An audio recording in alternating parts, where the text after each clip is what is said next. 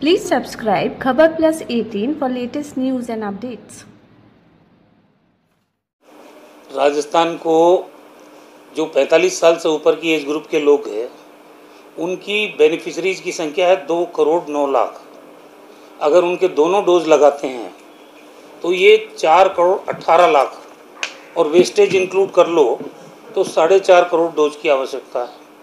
अब तक भारत सरकार ने हमको 1 करोड़ 73 लाख डोज दिए, उसमें से 1 करोड़ 68 लाख हम लगा चुके हैं। 2,15,000 हमने आर्मी को दे दिए। और जो भी वेस्टेज है, मैंने बार बार कहा है कि जो मांग उठ रही है पूरे देश के अंदर कि भारत सरकार को फ्री वैक्सीनेशन करना चाहिए, इसके एक देश एक दाम रखने चाहिए, तो वो अटेंशन डाइवर्ट करने के लिए इस तरह की स्टोरियां करवा रहे हैं, जो दुर्भाग्यपूर्ण है।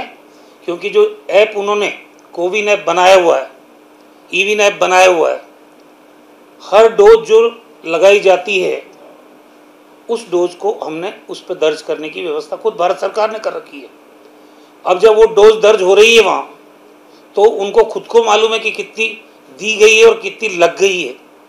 तो जब जितनी दी गई है 2% वेस्टेज हम बता रहे हैं, उससे भी कम होगा, क्योंकि कुछ एंट्रीज हमारी रिपीट हो गई, इसलिए हम 2% कह रहे हैं।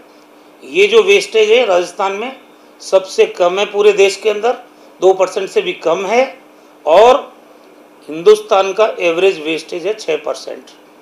भारत सरकार ने जब वैक्सीनेशन ड्राइव शुरू किया था 16 जनवरी को, तब जो गाइडलाइन दी 10% तक वेस्टेज उन्होंने भी माना और उन्होंने अनुमत किया, और यही मान के वैक्सीन्स दी जा रही है।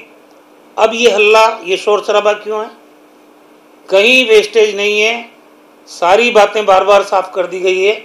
और पहली बात यह कि आज तक देश में जितने टीकाकरण हुए हैं पल्स पोलियो तक, वो सारे टीकाकरण का भार देश में सरकार चाहे किसी भी पार्टी की रही हो, ये भारत सरकार का और राष्ट्रीय प्रोग्राम होता है।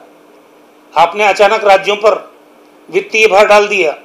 राज्य जिनके पास न वैक्सीन है और ना वो वैक्सीन के प्रोडक्शन के बारे में उनके पास कोई फीडबैक है।